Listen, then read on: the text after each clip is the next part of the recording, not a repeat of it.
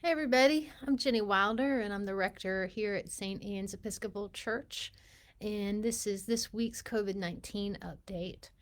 I want you to know that the diocese did not meet today. We won't meet again until the first week of January. So today's guideline update is really not a guideline update, but an FYI. This coming Friday, of course, is our Christmas Eve services, and we will have one at 5 p.m., which will not be live streamed. So if you want to attend that, you're going to have to attend in person.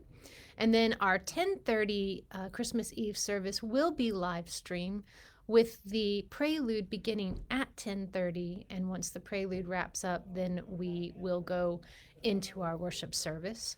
And then we'll have a Christmas Day service on at noon on Saturday the 25th.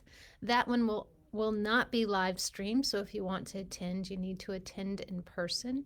And then on Sunday the 26th, we have one combined service at 10 a.m., and that'll be in person as well as live stream, and that will be our Lessons and Carols service.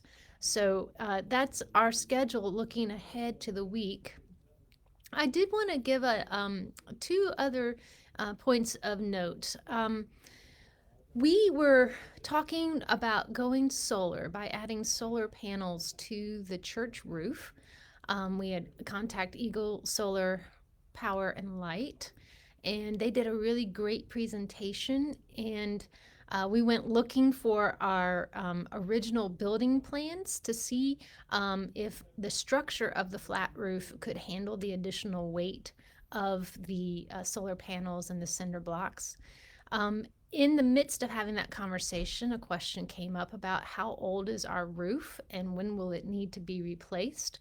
And we found out that our roof was replaced back about 10 years ago, around 2010, 2011, and that it has a life expectancy of another 7 to 10 years. So that threw a wrench in our conversation about going solar because the solar panels would be added to the roof, and in the near future, the roof would need to be replaced, the membrane that's up there on the roof. And it became financially not a benefit for us to go solar at this time. So at this time, we will pause our journey towards going solar at St. Anne's until we get closer to that date when our roof needs to have its membrane replaced. And who knows where the technology will be at that time or the cost of the technology. So it's not a done deal. We have not we're not pursuing it at this time because fiscally it would not be a good move on our part. So that's where we are. There'll be more about that. I will talk about that at another time with the parish. And speaking about talking with the parish, you are invited to come to a two-week conversation. It'll happen on January 2nd at our formation hour at 9:30 in the morning, and again on January the 9th at 9:30 in the morning. And we're going to be talking as a parish about how do we widen the welcome at St. Anne's.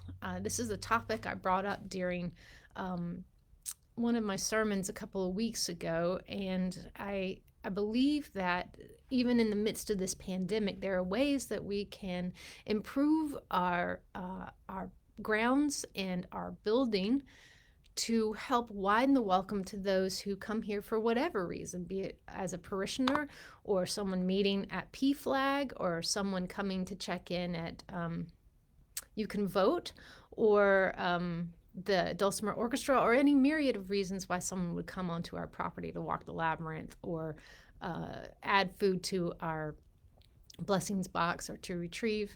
So I wanted to invite you to that conversation. It'll happen again on Sundays, January the 2nd and January the 9th, as we dream together about how can we widen the welcome at St. Anne's. I have some ideas. I'm sure you have some ideas, and I look forward to this conversation together and seeing where this goes. So that is the update for this week.